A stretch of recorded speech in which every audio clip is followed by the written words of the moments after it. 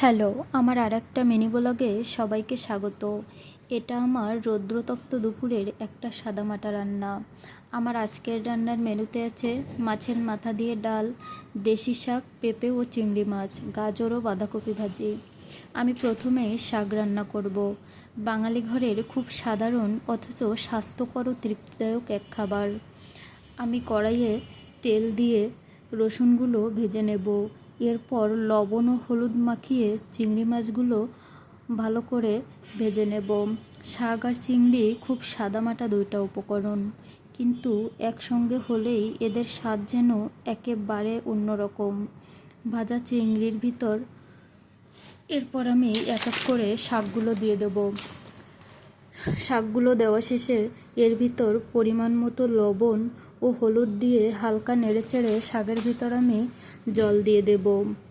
দুপুর মানেই শুধু খাওয়া না, তার আগে অনেক কষ্টের রান্না। চুলায় ধোয়া আর গামের গন্ধেই লুকিয়ে আছে দুপুরের স্বাদ। সবাই খাওয়ার প্রশংসা করে, কিন্তু রান্নার কষ্টটা কেউ বোঝে না। প্লেট ভর্তি খাবারের পেছনে প্রতিটি মায়ের সারা দুপুরের কষ্ট লুকিয়ে থাকে। রান্না শুধু রেসিপি না, এটা ধৈর্য, কষ্ট আর ভালোবাসার মিশেল। দুপুরের খাবার যদি মনের মতো হয় বুঝে নিও, কারো কষ্ট বিফলে যায়নি। চুলার পাশে দাঁড়িয়ে তপ্ত দুপুরে রান্না মানে এক নীরব যুদ্ধ। আমার শাকের তরকারিটা হয়ে এসেছে। সবুজ শাকের সাথে চিংড়ি মাছ, কালারটা খুব সুন্দরই লাগে দেখতে। এখন আমি মুড়িঘণ্ট ডালের জন্য প্রথমে প্যানে তেল দিয়ে তেলটা গরম হওয়া পর্যন্ত অপেক্ষা করব। তারপর গরম তেলের ভিতর ডালগুলো দিয়ে আমি খুব ভালোভাবে ভেজে নেব। ডাল যত ভালো করে ভাজা যায় ততই ডালের ঘ্রাণটা ভালো আসে। এরপর আমি জল দিয়ে ডালটা সেদ্ধ হওয়ার জন্য ঢেকে রেখে দেব। এদিকে আমি মাছের মাথাটা ভেজে নেব।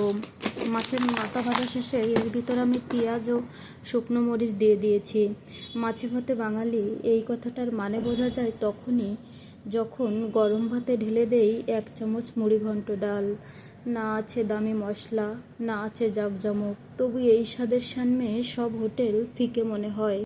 আমার ডালটা প্রায় হয়ে এসেছে।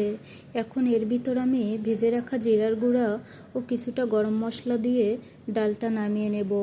এখন আমি বাঁধাকপি ও গাজর ভাজির জন্য কড়াইয়ে তেল দিয়ে হালকা জিরে দিয়ে গাজর ও বাঁধাকপিগুলো কড়াইয়ের ভিতর দিয়ে এগুলো আমি হালকা করে ভেজে নেব।